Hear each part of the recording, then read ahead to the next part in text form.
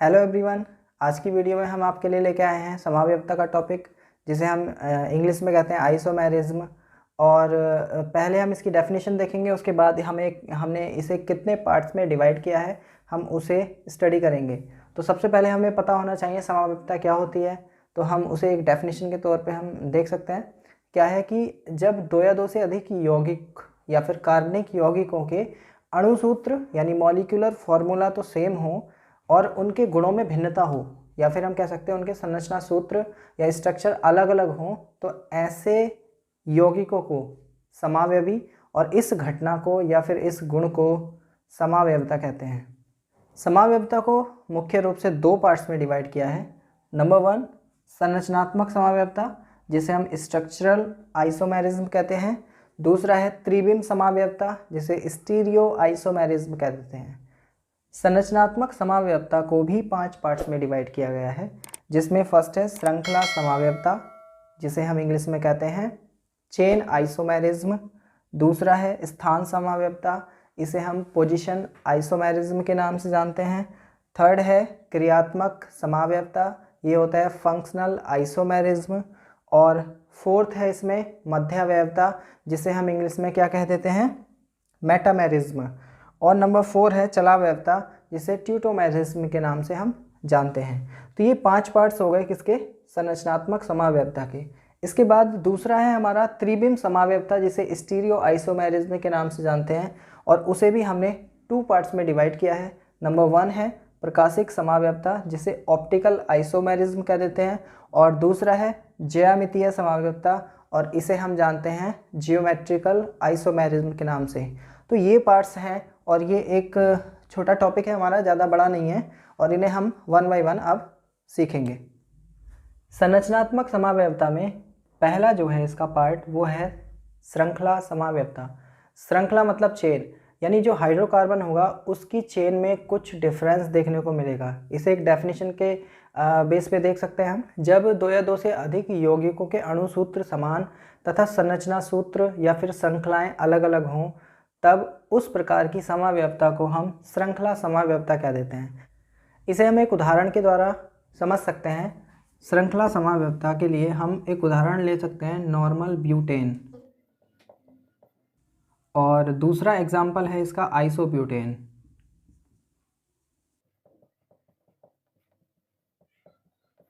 Isobutane ये दोनों एक दूसरे के समावयवी हैं। अब हमने डेफिनेशन में बात करी थी कि अणुसूत्र समान होता है, तो अणुसूत्र समान होने का मतलब ये है C4H10 जैसे अणुसूत्र दे रखा है, तो ये नॉर्मल ब्यूटेन और आइसोब्यूटेन का फॉर्मूला है। कैसे देखेंगे,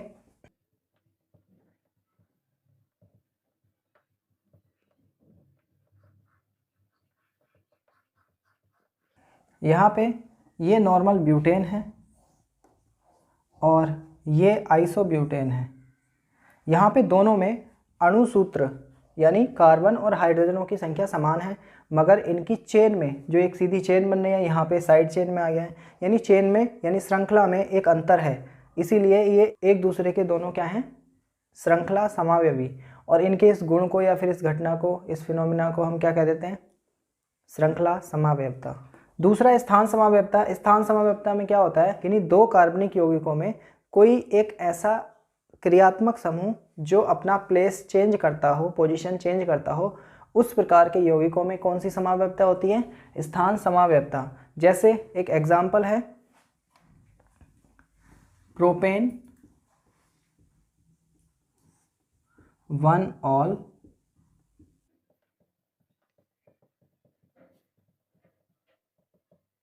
और दूसरा है प्रोपेन 2 ऑल। ये दोनों एक दूसरे के स्थान समावयवी हैं। कैसे, इसके संरचनाएं देखेंगे।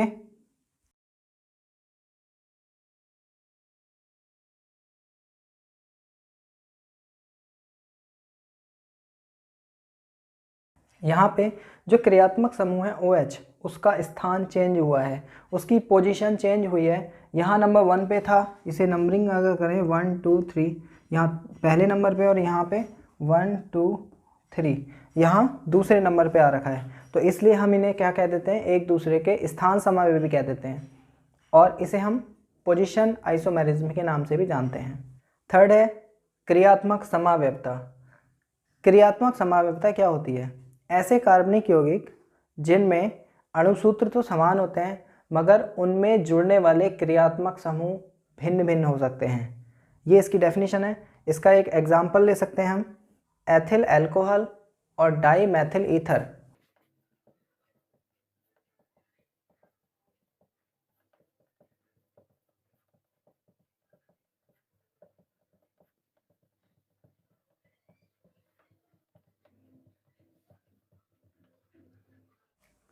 यहाँ पे जो पहला है वो एथिल अल्कोहल है और दूसरा है डाई मैथिल और ईथर।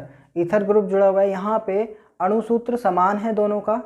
कार्बन की बात करें तो 2 कार्बन है, हाइड्रोजन की बात करें तो 3 और 3 6 हाइड्रोजन है। यहाँ पे कार्बन के भी नंबर 2 हैं और हाइड्रोजन के नंबर 6 हैं और ऑक्सीजन कितना है, यहाँ पे भी 1 है, यहाँ पे भी है। यानी यहाँ पे अणुसूत्र समान है मगर इनके जो फंक्शनल ग्रुप हैं, जो क्रियात्मक समूह हैं, वो अलग हो गए हैं। तो इसीलिए हम इन दोनों के बीच में कह सकते हैं कि ये दोनों एक दूसरे के क्रियात्मक समावयवी हैं और इनके बीच में जो ये घटना हो रही है, जो फिनोमिना है, वो क्या है? क्रियात्मक समावयवता। इसके बाद हमारा नंबर 4 पे आ जाता है मध्यावयवता। मध्यावयवता क्या होती है?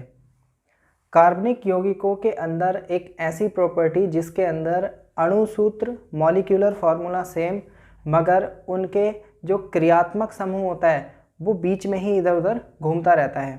जैसे हम बात कर सकते हैं ईथर ग्रुप है तो ईथर में जो ऑक्सीजन है वो सेंटर में ही, सिंपल सी बात है, 2 कार्बनों के बीच में ईथर मिलता है तो वो ईथर कभी इधर हो जाएगा कभी उधर हो जाएगा, बीच में इधर उधर अपनी पोजीशन चेंज करता रहता है। तो उस तरीके की समावयवता को हम मध्यावयवता कह देते हैं। जैसे एग्जाम्पल देखते हैं,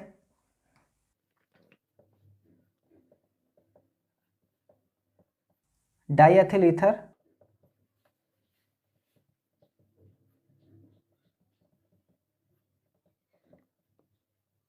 मेथिल एन प्रोपिल ईथर। इनके स्ट्रक्चर देख लेंगे। CH3 CH2O CH2 CH3, दोनों तरफ एथिल हो गया और बीच में ईथर ग्रुप है तो हम इसे कह सकते हैं डाई एथिल ईथर, जो कि पहला वाला है। और दूसरा वाला क्या होगा?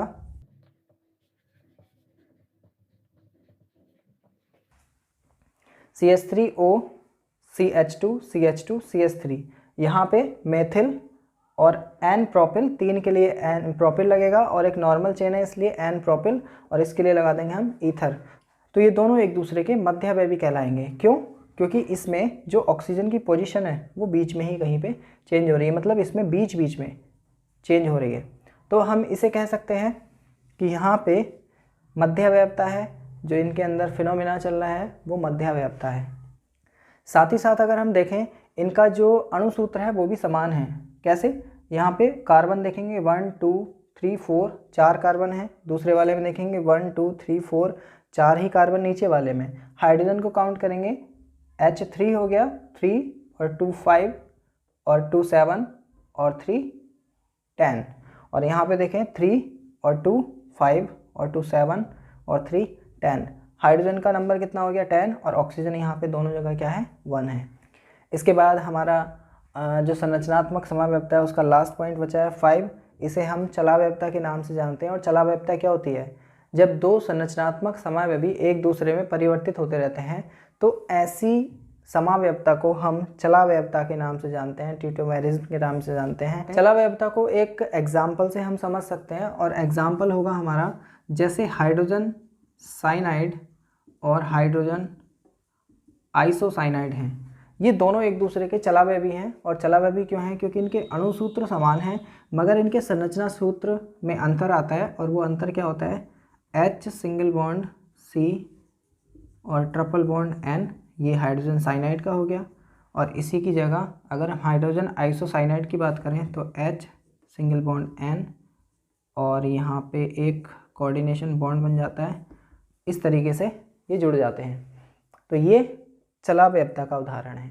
समावयवता के दूसरे पार्ट की तरफ चलते हैं, जो कि हमें दे रखा है त्रिविम समावयवता। और त्रिविम समावयवता को हमने 2 पार्ट्स में डिवाइड किया है, प्रकाशिक समावयवता और ज्यामितीय समावयवता।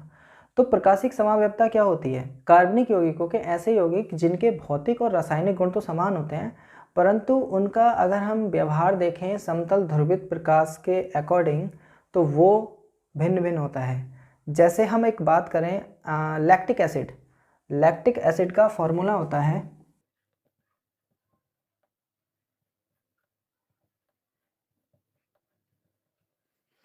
जैसे ये हमें लैक्टिक एसिड दे रखा है, अगर हम इसकी मिरर इमेज बनाएं या फिर इसका हम दर्पण प्रतिबिंब देखें, तो दर्पण प्रतिबिंब कैसे बनेगा?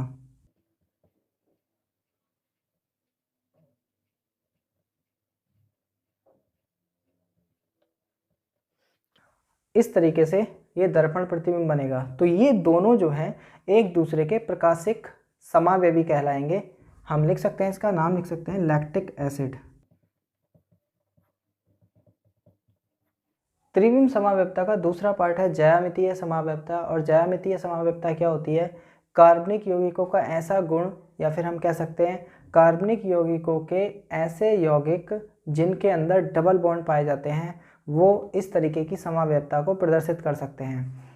इसे हम एक एग्जाम्पल से समझ सकते हैं। जैसे हमने 2 कार्बन लिए और उन्हें डबल बॉन्ड से जोड़ दिया, और इसमें हमने इधर भी बी जोड़ा, इधर भी बी जोड़ दिया, इधर ए जोड़ा, इधर भी ए जोड़ दिया। तो यहाँ पे इसे हम बोल सकते हैं समपक्ष रूप, समपक्ष रूप या फिर सिस फॉर्म बोलते हैं। इसके बाद इसी का दूसरा समावयवी क्या होगा? वैसे ही हमने दो सी लिए और इसमें बी इधर ही रहेगा, ए इधर रहेगा, मगर इधर की तरफ ए आ जाएगा और इधर की तरफ बी आ जाएगा। इसे हम बोल देते हैं विपक्ष रूप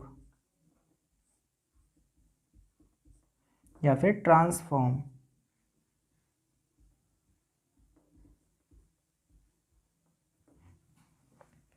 इस तरीके से हम ज्यामितीय समावयवता को समझ सकते हैं। आशा करता हूँ आपको ये टॉपिक समझ में आया होगा, और इसे आप अगर याद करते हैं तो याद करते हुए ध्यान रखें, जो भी आप टॉपिक पढ़ रहे हैं उसे बिना उदाहरण के नहीं पढ़ना है, बिना एग्जाम्पल के नहीं याद करना है। एग्जाम्पल से हमें ये अच्छे से याद हो जाता है, तो आप इसका एक एक एग्जाम्पल एटलीस्ट ज़रूर से याद करें और ये आपको आसानी से याद हो जाएगा। तो मिलते हैं अगली वीडियो में, तब तक के लिए बाय बाय।